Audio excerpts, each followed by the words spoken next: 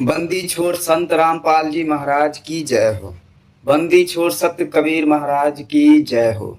दोस्तों, आज हम आप लोगों को किताब पढ़ के बताएंगे जीने की राह, जिसमें पहला पाठ है भूमिका। जीने की राह पुस्तक घर घर में रखने योग्य है। इसके पढ़ने तथा अमल करने से लोक तथा परलोक दोनों में सुखी रहोगे। पापों से बचोगे, घर की कलह समाप्त हो जाएगी। बहू बेटे अपने माता पिता की विशेष सेवा किया करेंगे। घर में परमात्मा का निवास होगा।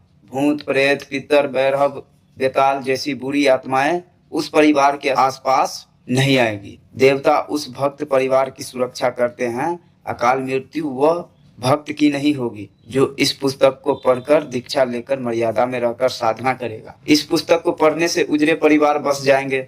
जिस परिवार में यह पुस्तक रहेगी, इसको पढ़ेंगे, जिस कारण से नशा अपने आप छूट जाएगा, क्योंकि इसमें ऐसे प्रमाण हैं जो आत्मा को छू जाते हैं। शराब तंबाकू तथा अन्य नशे के प्रति घृणा हो जाएगी कि इनका नाम लेने से रूह कांप जाया करे। पूरा परिवार सुख का जीवन जिएगा। जीवन का सफर आसानी से तय होगा, क्योंकि जीवन का मार्ग साफ हो जाता है। इस पुस्तक में पूर्ण परमात्मा कौन है, उसका नाम क्या है, उसकी भक्ति कैसी है, सब जानकारी मिलेगी। मानव जीवन सफल हो जाएगा। परिवार में किसी प्रकार की बुराई नहीं रहेगी। परमात्मा की कृपा सदा बनी रहेगी। जीने की राह उत्तम मिलने से यात्रा आसान हो जाएगी। जो इस पुस्तक को घर में नहीं रखेगा, वह जीवन की राह उत्तम न मिलने से संसार रूपी वन में भटककर अनमोल जीवन नष्ट करेगा। परमात्मा के घर में जाकर पश्चाताप के अतिरिक्त कुछ हाथ नहीं लगेगा। उस समय आपको पता चलेगा कि जीने की राह उत्तम न मिलने से जिंदगी बर्बाद हो गई। फिर आप परमात्मा से विनय करेंगे कि हे प्रभु, एक मानव जीवन और बख्श दो। मैं सच्चे मन से सत्य भक्ति करूंगा। जीवन की सच्ची राह की खोज करते सत्संग में जाया करूंगा। आजीवन भक्ति करूंगा।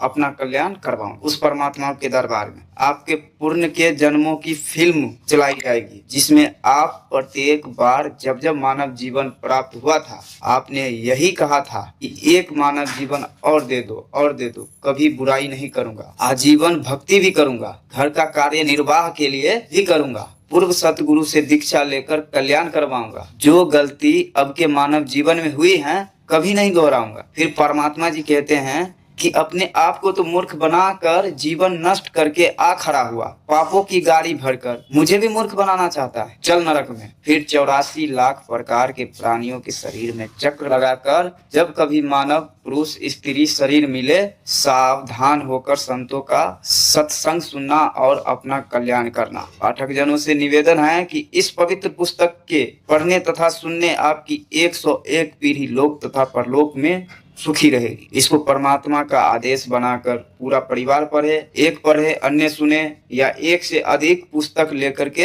अलग अलग प्रतिदिन पढ़े। इसमें लिखे प्रत्येक प्रकरण को सत्य माने, मजाक में ना ले। यह किसी सांगी की बनाई नहीं है। यह परमेश्वर के गुलाम रामपाल दास द्वारा हृदय से मानव कल्याण के उद्देश्य से लिखी गई है। लाभ उठाए। संत रामपाल जी महाराज की जय।